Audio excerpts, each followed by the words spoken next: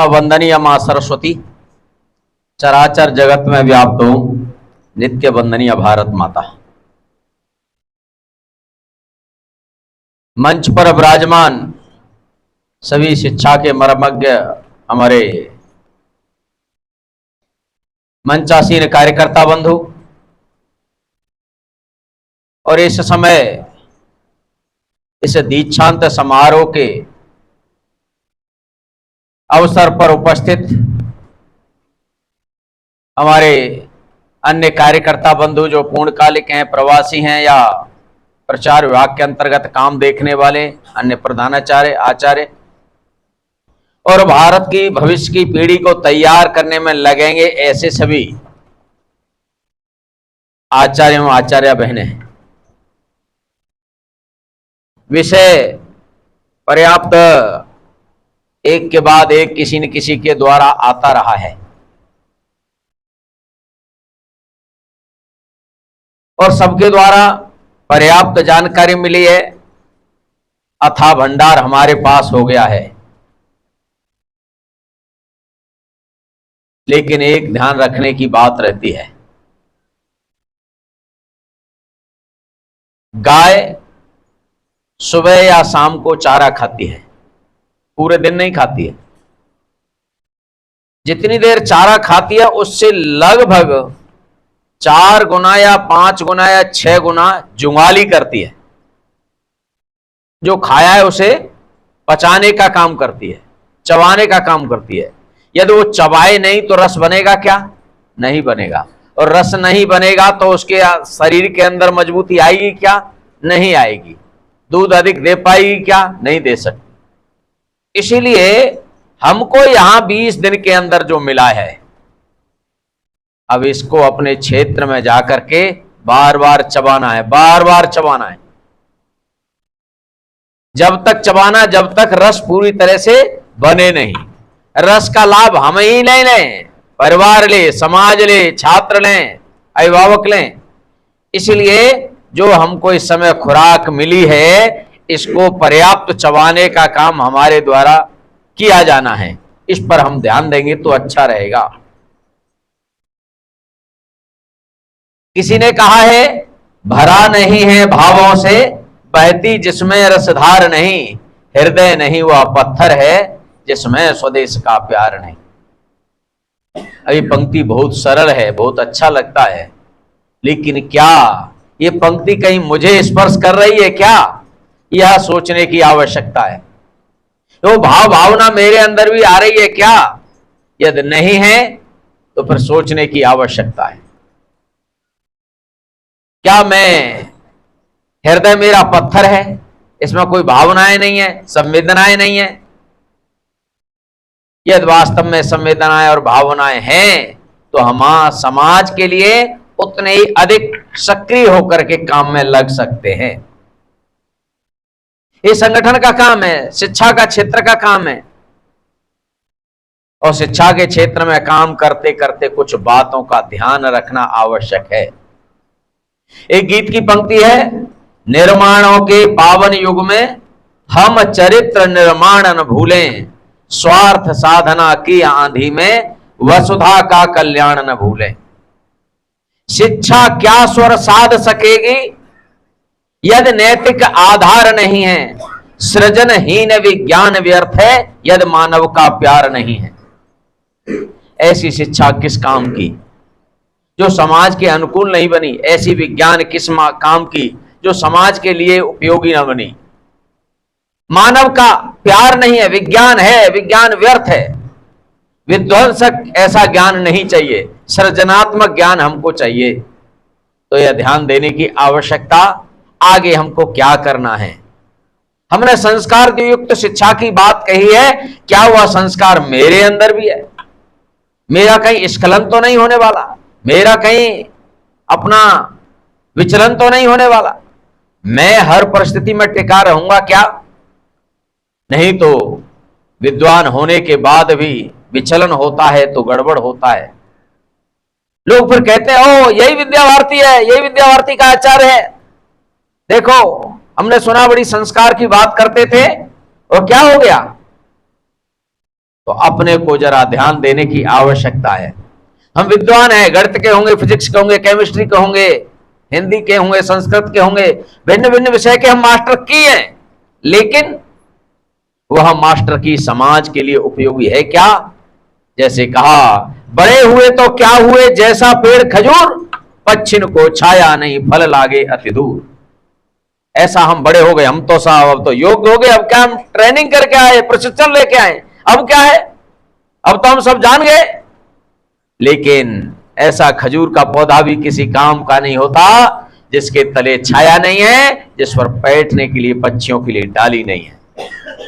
तो हम वैसे बनेंगे क्या? हम तो और बढ़कर के आगे बनने वाले हैं कि जब फल आता है वृक्ष पर तो फल तुरंत झुकता है दूसरे को देने के लिए। हमको ज्ञान प्राप्त हो गया, हम योग्य हो गए, हमारा दायित्व बन गया कि हम समाज के लिए अग्रसर होकर के अपनी ओर से देना प्रारंभ करें। यह नहीं मुझे ज्ञान प्राप्त हो गया, मुझे तो अहम पैदा हो गया, नहीं, अहम की तरफ नहीं जाना, वयम की तरफ जाना है हमको। अहम आए थे, वयम जाएंगे, यह समाज को संदेश लेकर के जाएंगे। और अहम में रहते हैं तो अहंकार रहता है, वयम में रहते हैं तो परस्वार्थ रहता है, दूसरों के हित की बात रहती है। इसलिए ऐसा विचार मन में लेकर के हम समाज के बीच में काम करने के लिए अग्रसर होंगे तो बहुत अच्छा रहेगा। हम यहां बहुत कुछ देने वाले नहीं, विद्या भारती में बहुत बड़ा वेतन नहीं है, बहुत बड़ी व्यवस्थाएं नहीं है, लेकिन आप लोगों ने विद्या भारती का चयन किया, आप लोग इसके बधाई के पात्र हैं, आप सब स्वागत योग्य हैं। क्या आप सबने इस परिस्थितियों में भी अन्य विद्यालय में जा सकते थे, अच्छे विद्यालय भी मिल सकते थे, कहीं कॉन्वेंट विद्यालय पद्धति के मिल सकते थे या कहीं मिशनरी के विद्यालय मिल सकते थे, लेकिन फिर भी आपने विद्या भारती का चयन किया, इसके लिए मैं आप सबको साधुवाद देता हूं, बधाई देता हूं। हम बहुत व्यवस्थाएं नहीं दे सकते, लेकिन उधर पूर्ति में कमी भी नहीं रखेंगे, लेकिन हम न्यूनतम व्यवस्थाओं में भी काम खड़े करने वाले, कम संसाधनों में भी काम खड़ा करने वाले, मितव्यता में जीवन जीने वाले, पारदर्शी जीवन जीने वाले तो हम बन सकते हैं। एक बार एक जंगल के अंदर बहुत सुंदर आश्रम था। उस आश्रम के अंदर एक संत बड़े विद्वान रहते थे और वह संत अपनी तपस्या में पूजा पाठ में लगे रहते थे, केवल एक लंगोटी पहनते थे और कुछ नहीं, एक जर्जर थे लेकिन साधना में रहते थे। एक दिन क्या हुआ, कहीं से एक राजा लुटता पिटता दौड़ता भागता चला आया, क्योंकि उसका राजपाट दुश्मनों ने ले लिया, उसका राजपाट छिन गया। अपने कुछ घुड़सवारों को लेकर के दौड़ता हुआ भागा चला आ रहा था, अपनी जान बचाता हुआ, और जैसे ही आया उस जंगल के अंदर देखा एक छोटा सा आश्रम में, प्यास भी लगी है, व्यवस्था कुछ है नहीं, उसने घोड़े को बाहर ही छोड़ दिया और वो उस आश्रम के अंदर गया और आश्रम में जाकर के कहा, वहां जो संत थे, महाराज मुझे बहुत प्यास लगी है, मैं ऐसे ऐसे मेरा राज लुट पिट गया है, अब मेरे पास कोई साधन नहीं है, क्या मैं आपके आश्रम में 2-4 दिन बिता सकता हूं, क्या मुझे पानी पीने को मिलेगा? उस संत ने इशारा किया, जाइए, वो कल्प वृक्ष का पौधा है, उसके नीचे जाके बैठ जाइए, आप इच्छा व्यक्त करेंगे तो जल जरूर मिलेगा। वो राजा उस वृक्ष के नीचे जाकर के बैठता है और बैठ करके सोचता है, मेरा को बहुत प्यास लगी है, क्या पानी मिलेगा? तो तुरंत एक लोटा पानी का सामने आता है, राजा उस पानी को पीता है। पीने के थोड़ी देर बाद फिर राजा को थोड़ा राहत मिली, थोड़ी देर बाद फिर संत के पास जाता है, महाराज मुझे भूख लगी है, कुछ खाने को मिलेगा क्या? बोले जाइए उस वृक्ष के नीचे। उस वृक्ष के नीचे जाते हैं, फिर वही सोचते हैं क्या भूख लगी है, आज कहीं भोजन मिलेगा क्या? तो 36 प्रकार के व्यंजनों से युक्त थाली सामने आ जाती है, राजा प्रेम से भोजन करता है।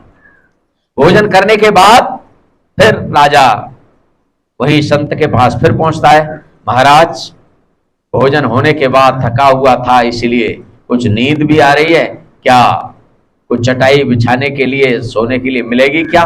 बोले जाइए उसी वृक्ष के नीचे। वो वृक्ष के नीचे आता है और ऐसी इच्छा व्यक्त करता है कि कोई चटाई कुछ ऐसा मिल जाता तो मैं आराम से जरा नींद पूरी कर लेता। उतनी देर में एक अच्छा सा पलंग लगा हुआ आ गया और राजा उस पर सो गया। सोते सोते उसके मन में अनेकानेक विचार आ रहे हैं, लेकिन सपने देख रहा है। राजा बाद में नींद से उठा और फिर संत के पास जाता है। राजा संत से कहता है, महाराज आपके इस आश्रम के अंदर इतना अच्छा ये पौधा है, वृक्ष है, मेरा तो राजपाट भी लुट गया है, मेरा कुछ बचा नहीं है, क्या मेरा राज वापस मिल सकता है? वो संत कहते हैं, जाइए उस वृक्ष के नीचे। उस वृक्ष के नीचे अपनी मनोकामना पूर्ण करने की दृष्टि से राजा बैठता है और मन में विचार लाता है कि मेरा राज कैसा था, क्या व्यवस्थाएं थी, कैसे सब रहते थे, आज मेरा राज लुट गया, दुश्मनों के हाथ चला गया, क्या वो राज मुझे वापस मिल सकता है?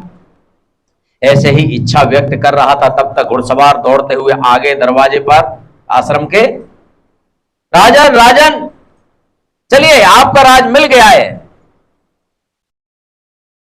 दुश्मन राज को छोड़ करके भाग गया और आप अब राज करिए, आपको ढूंढने के लिए हम आए हैं। राजा देखता है, क्या मैं सपना देख रहा था क्या? मुझे लगा इस वृक्ष में कोई न कोई करामात है। और फिर संत से कहता है, महाराज मैं जाता हूं। ठीक है जाइए। राजा घुड़सवारों के साथ अपने राज की ओर चला गया। जाते जाते रास्ते में ही एक विचार आ गया कि मैं इस आश्रम के अंदर ये 2-3 दिन रह लिया और इस आश्रम के अंदर मैंने एक देखा, एक व्यक्ति अकेला लंगोटी लगाए रहता है, अन्य साधु संत अपनी पूजा पाठ में रहते हैं, ये भी पूजा पाठ में रहता है। और जब इस संत से कुछ कहो तो तुरंत कहता है उस कल्प वृक्ष के नीचे चले जाओ, और कल्प वृक्ष सब इच्छाओं की पूर्ति करता है। आज मैं यहां आ गया और मुझे राजपाट मिल गया, सब व्यवस्थाएं मेरी हो गई। क्या इस संत के मन में एक बार ही नहीं आता कि मैं इस लंगोटी को लगाए जर्जर हालत में इस आश्रम में रहता हूं, ये इच्छा क्यों नहीं व्यक्त करता? इसलिए मन में उसके में कुछ बातें आ गई और राज छोड़ करके तुरंत वापस आता है। संत कहते हैं, कहिए राजन कैसे, क्या हो गया, क्यों वापस आ गए, क्या है? राजा कहता है संत से, महाराज मेरे मन में एक जिज्ञासा है, एक प्रश्न है, वो उसे पूछने के लिए आया था। बोलिए कहिए, अभी कोई और कसर रह गई है क्या? बोले कोई कमी कसर नहीं रही, केवल एक बात मैं पूछना था कि आप एक लंगोटी में रहते हैं और जर्जर हो रहे, हर समय साधना में रहते हैं, आप क्यों नहीं इस वृक्ष से कुछ मांगते जिससे ये सब कुछ दे सकता है? संत उस राजा से कहते हैं, राजन ये जब तक लंगोटी है तब तक ये कल्प वृक्ष देता है, जिस दिन ये लंगोटी वाला संत अन्य अपनी व्यवस्थाओं को मांगने लगेगा, उसी दिन ये कल्प वृक्ष देना बंद कर देगा। तो हमारे यहां व्यवस्था इस आश्रम में, विद्या भारती में लंगोटी ही है, व्यवस्थाएं नहीं है। लेकिन ये लंगोटी जब तक रहेगी, ये संस्कार पक्ष जब तक रहेगा, तब तक देश का स्वाभिमान के साथ खड़ा रहेगा। इसको खड़ा करने के लिए अपने अनेकानेक आचार्य अपना जीवन खपाने के लिए आए हैं, खपा करके चले गए हैं। आज इस तरह की बिल्डिंग कुछ दिखाई दे रही है, झोपड़ियां थी, जमीन थी, वृक्ष के नीचे पड़ाते थे, आज कुछ दिखाई दे रहा है। किसके कारण से? अनेक लोग ये लंगोटी लगाए हुए ही साधना करने में लगे रहे। उसका परिणाम है कि आज हिंदू और हिंदुत्व का संस्कार विश्व के धरातल पर आज दिखाई दे रहा है, विदेशी लोग भी उसका सम्मान कर रहे हैं। उसके पीछे बहुत बड़ा योजना है, अनेक लोग लगे। 1952 से लेके आज तक हम इस स्थिति में आ गए कि आज हमारे विचार के अनुसार शिक्षा नीति लागू होने जा रही है, तो वह असुविधाओं में से नहीं हुई, असुविधाओं में से हुई है। हमने कुछ सीखा है, संस्कार लिया है, अपने को खपाया। आपने भी 20 दिन यहां जलाया है, तपाया है, घर पे आराम से अच्छी व्यवस्थाओं में रह सकते थे। बीच बीच में मन में मुझे पता है तीनों वर्गों में जाना हुआ, संघ के तीनों वर्गों में भी जाना हुआ। कई बार ध्यान में आता है, कई सोचो कहते भाई साहब फंस गए हम तो। कई लोगों को लगता था मन में छोड़ कर चले जाए, ठीक है नहीं जाए, जाए कि नहीं जाए, जाए कि नहीं जाए। मुझे ध्यान है कि झारखंड के वर्ग में एक बहुत अच्छा नौजवान आया था, काशी विश्वविद्यालय का पढ़ा हुआ अच्छा प्रोफेसर हो सकता है, कहीं वो आया और आकर के एक दिन रहा। एक दिन रहने के बाद कहा यहाँ कितना वेतन मिलेगा? मैंने कहा वेतन तो कुछ नहीं मिलेगा, बस पेट भरेगा, इससे तो मैं वैसे ही ठीक हूं, मैं तो 1.25 लाख रुपए के तो ट्यूशन पढ़ा लेता हूं। तो मैंने कहा यहाँ तो साधना है, यहाँ पैसा नहीं है। तो मैं मान करके चलता हूं यहाँ पैसे के लिए हमें से कोई नहीं आया, पैसे के लिए आए होते तो और जगह ढूंढ लिए होते। हम तो साधना के लिए आए हैं और हिंदुत्व की पताका को विश्व के सिंहासन पर विराजमान करने के लिए आए हैं। इस साधना में हम लोग लगने वाले ऐसे साधक साधिकाओं, आप सबको अभी तक बहुत सारी परीक्षाएं दी होंगी यहाँ पर। ये परीक्षा तो नाम मात्र की है, असली परीक्षा तो क्षेत्र में होनी है। हमारे सामने परीक्षा लेने वाला कौन होगा? अभिभावक होगा, भैया बहन होंगे, समाज होगा, वो हर क्षण बार बार हमारी परीक्षा ले रहा होगा। उस परीक्षा में खरा उतरना बहुत जरूरी है। यहाँ 1-2 अंक कम आए कि ज्यादा आए, ज्यादा चिंता की बात नहीं है। असली परीक्षा अपने क्षेत्र में है, वहां हम परीक्षा कैसे देंगे ये ध्यान में लेंगे तो अच्छा रहेगा। एक बात का जरूर ध्यान रखने की आवश्यकता है, हमारे घर में एक शत्रु आकर के बैठ गया है, सभी के घर में बैठ गया है, हमारे देश में बैठ गया है, हमारे घर में बैठ गया है। वो शत्रु कौन है? जिसको भगाना है। वो शत्रु है हमारे हस्ताक्षर। हम अपने हस्ताक्षर अंग्रेजी में करते हैं, अपनी मातृभाषा में हस्ताक्षर नहीं करते। हम करते हैं, हमारे मित्र, हमारे दोस्त, हमारे नाते रिश्तेदार, हमारे चिर परिचित हैं, हमारे समाज के बंधु हैं, वो हस्ताक्षर अपनी मातृभाषा में नहीं करते, हस्ताक्षर विदेशी भाषा में करते हैं। सबसे बड़ा शत्रु है। दूसरा, हमारे खान पान, रहन सहन, व्यवहार, हमारे पास विदेशी आकर के बैठ गया है। हम नकल करने लगे हैं बाहर की, पाश्चात्य संस्कृति की नकल करने लगे हैं। एक तरह से कहा जाए तो बाहर पाश्चात्य संस्कृति की झूठन हम अपने पास रखने लगे हैं।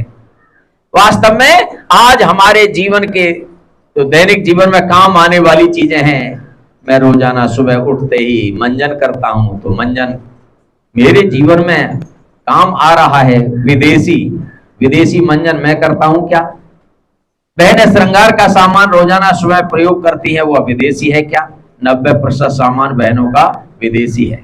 मैं दाढ़ी बनाता हूं सुबह रोजाना, मेरा मंजन विदेशी है, माने ब्लेड विदेशी है क्या? या मेरा क्रीम विदेशी है क्या? ये सोचना।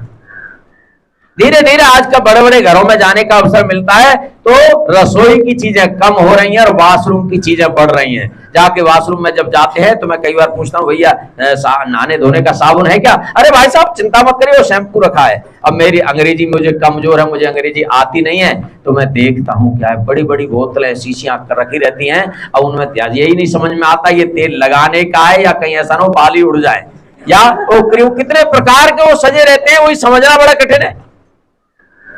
तो इसीलिए फिर सरल तरीका ये है कि इसके किसी सामान का प्रयोग मत करो, बिना साबुन के स्नान करो, यही अच्छा है। देखता हूं कई बार ऐसी जगह जाने का अवसर मिलता है, अपने कार्यकर्ता ऐसे हैं, उनके यहां जाने के बाद लगता है कि इनका वॉशरूम है या 2 कमरों का एक ही वॉशरूम बना दिया गया है, इतनी व्यवस्था उसके अंदर की गई है। लेकिन जो विदेशी चीजों की आज हमारे परिवार में, घर घर में खिलौने हैं, विदेशी ले रहे हैं क्या? अन्य सामान आवश्यक नहीं है, वो अभी विदेशी ले रहे हैं क्या? तो ये विचार कीजिए, अपने घर में, अपने परिवार में, अपने समाज में आया हुआ शत्रु है, इसको हटाने की आवश्यकता है। नहीं तो देश का नेतृत्व बराबर कहता रहेगा कि स्वदेशी लाएंगे, देश बचाएंगे, मेरा देश महान बनेगा। महान नहीं बन सकता जब तक हम विदेशी चीजों का इस्तेमाल करेंगे।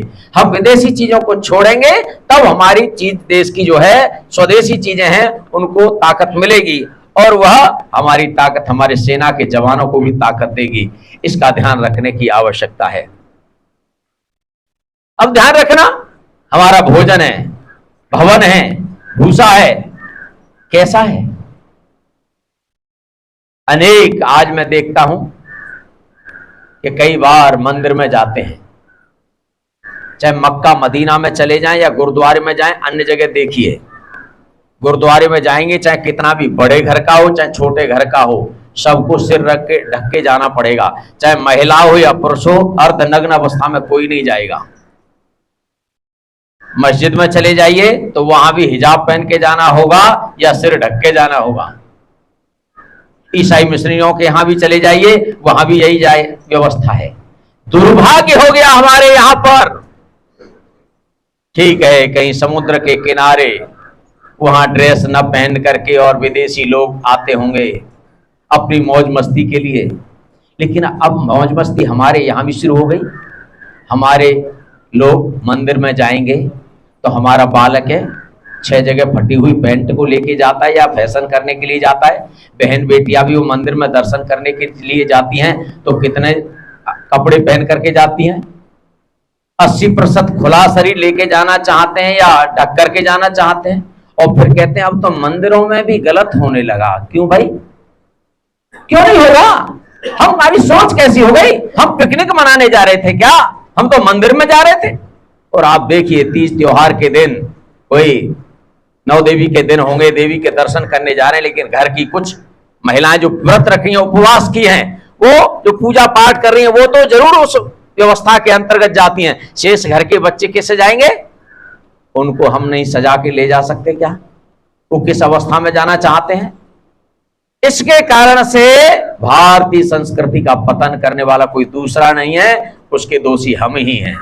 तो हम प्रयास करें अपने बच्चों को प्रारंभ से अपने विद्यालयों के अंदर उन सब बातों को रखें जिनके कारण से एक समाज के अंदर दिशा चली जाए। अपने घर के अंदर एक शब्द आ गया है, मम्मी डैडी। आप लोगों के घरों पर भी कुछ मम्मी डैडी कहते होंगे, हम भी बहनें भी अपने से मम्मी कहलवाती होंगी, अपने में से कुछ आचार्य लोग भी डैडी कहलवाते होंगे, नहीं कहलवाते तो हम लोग भी कहीं न कहीं कहते होंगे। क्या मैं और मेरे घर में, मेरे परिवार में, मेरे नाते रिश्तेदार में मम्मी डैडी का शब्द अपने घर से गायब हो जाएगा क्या? हम संकल्प ले सकते हैं क्या? नहीं तो हम गीत गाते रहेंगे और विदेशी हमारे घर में बैठा रहेगा तो हमारी संस्कृति को सम्मान नहीं मिलेगा। अगर संस्कृति को सम्मान देना है तो ये बातें अपने से शुरू करनी पड़ेंगी। केवल देश का प्रधानमंत्री अकेला हल्ला मचाता रहे कुछ नहीं कर पाएगा। स्व अपने से, माने अभी विद्या संघ के अंदर भी एक प्रस्ताव पास हुआ स्व को लेकर के, उसमें अपने से शुरू करना है। जो कर रहा है अपने से शुरू करना है।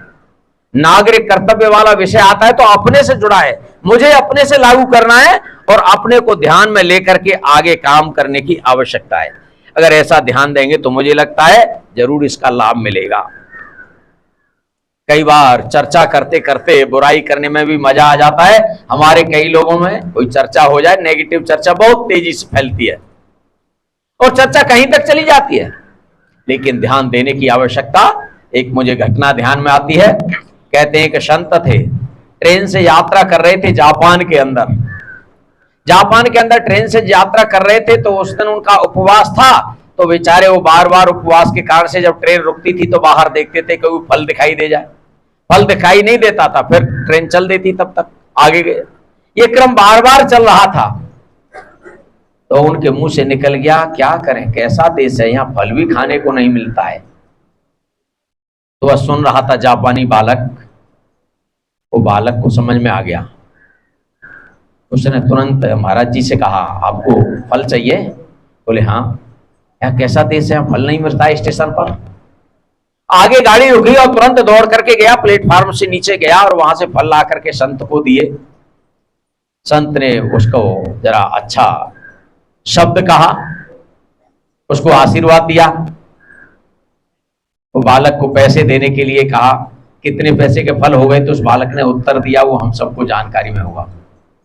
उस बालक ने कहा, महाराज आप बड़े ऊंचे संत हैं और भारत से आए हैं, अगर आप कीमत ही देना चाहते हैं तो इसकी कीमत इतनी है कि आप मेरे भारत की कहीं, माने जापान की कहीं बुराई मत करना कि उस जापान में गए थे तो वहां फल खाने को नहीं मिले। इतनी भक्ति चाहिए, इतनी राष्ट्रभक्ति चाहिए, नहीं तो हम बहुत जल्दी ही विचलित हो जाते हैं। अजी क्या है, हमने बहुत देख लिया, अपने द्वारा ही तुरंत नेगेटिव चर्चा होने लग जाती है। लेकिन सकारात्मक चर्चा और सकारात्मक सोच, अपनी राष्ट्रभक्ति कैसी, देश के प्रति भक्ति भाव कैसा। एक व्यक्ति कहता है सेना के जवानों ने कितनी गोलियां चलाई उनका हिसाब दीजिए। जब ऐसे हिसाब मांगने वाले होंगे तो सेना का जवान कोई भी गोली नहीं चलाएगा और देश हमारा गुलाम हो जाएगा। इस देश के अंदर ऐसे भी लोग हैं कि सेना के जवान से गोलियां मांगी जाती हैं, गोलियों का हिसाब। तो ऐसे हम नहीं बनने वाले, हम लोगों को बनाने वाले हैं कि गोली का हिसाब नहीं चाहिए, कितने मार दिए ये चाहिए। इस विषय पर विचार करने की आवश्यकता होनी चाहिए। तो इसीलिए अपने देश के अंदर नेगेटिव चर्चा नहीं, पॉजिटिव चर्चा करते हुए हम अपने को आगे रखेंगे। हमेशा सकारात्मक सोच लेकर के आगे बढ़ना। कोई भी बीज वृक्ष बनना चाहे, कोई भी बीज वृक्ष बनना चाहे तो क्या करेगा? कोई भी बीज अगर ये कहे मैं वृक्ष बनना चाहता हूं तो क्या करेगा? मिट्टी में दबना पड़ेगा। मिट्टी में दबने से बीज वृक्ष बन जाएगा। तो आप कहेंगे पानी देना पड़ेगा। पानी देने से और मिट्टी में दबने से बीज वृक्ष बन जाएगा क्या? तो खाद भी देनी पड़ेगी। खाद दे दिया तो और बीज मिट्टी में दब गया और पानी भी दे दिया तो बीज वृक्ष बन जाएगा क्या? नहीं, कोई उसको खा न जाए इसीलिए बाढ़ लगानी पड़ेगी। बाढ़ लगा दी तो बीज वृक्ष बन जाएगा क्या? तो भी नहीं बनेगा। क्योंकि कितने बीज चने के टुर्रे रहते हैं, अपनी बहनें कुकर में सीटी पे सीटी लगाती रहती हैं और कई दाने ऐसे होते हैं उस सीटी लगाने के बाद भी कुछ दाने घुल जाएंगे, लेकिन वो चना फूलने को तैयार नहीं होता, उबलने को तैयार नहीं होता। ऐसे भी टुर्रे चने। बीज वृक्ष वही बनता है जो अपने को समाप्त करके, अपने सीने को फाड़ करके उसमें से अंकुर दे देता है। जो अंकुर देगा अपने को फाड़ करके वही बीज वृक्ष बनेगा। और बीज वृक्ष बनना है तो हम बीज वृक्ष बनना चाहते हैं ना सभी? बीज हम वृक्ष बनना चाहते हैं तो अपने सीने को फाड़ करके अंकुर देना पड़ेगा।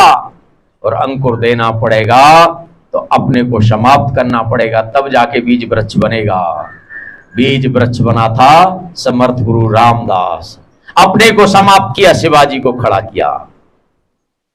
बीज वृक्ष बना था विवेकानंद को बनाया, रामकृष्ण परमहंस ने अपने को समाप्त किया, विवेकानंद को खड़ा किया। चाणक्य ने अपने को समाप्त किया होगा, चंद्रगुप्त को तैयार किया होगा। यहां बैठे हुए सभी बीज वृक्ष बनना चाहते हैं कि नहीं? यदि सभी बीज वृक्ष बनना चाहेंगे तो अपने को क्या करना पड़ेगा? अपने को समाप्त करना पड़ेगा, अपने को मिटाना पड़ेगा, इस भारत माता की खातिर मिटाना पड़ेगा। इसलिए ऐसा संकल्प लेकर के इस समाज के, राष्ट्र के कार्य में हम लगेंगे, नई पीढ़ी को तैयार करेंगे। आप सबने यहाँ साधना की है और साधक साधना करते करते साधक स्वयं सद करके जा रहा है। समाज में उसी प्रकार का भाव भावना लेकर के हम सब काम करेंगे, ऐसा मैं आप सबसे निवेदन करता हूं, आग्रह करता हूं और आप सबको बधाई देता हूं। आगे आने वाले समय में हमारे द्वारा निर्मित होने वाला छात्र छात्राएं इस देश के अंदर एक अच्छी दिशा देने का काम करेंगे और हम सबके किए हुए कार्यों को समाज के अंदर जन जन तक फैलाएंगे। ऐसा एक संकल्प लेकर के हम सब लोग जाएंगे। इतना कहते हुए अपनी बात को विराम देता हूं। सभी के लिए नमस्कार।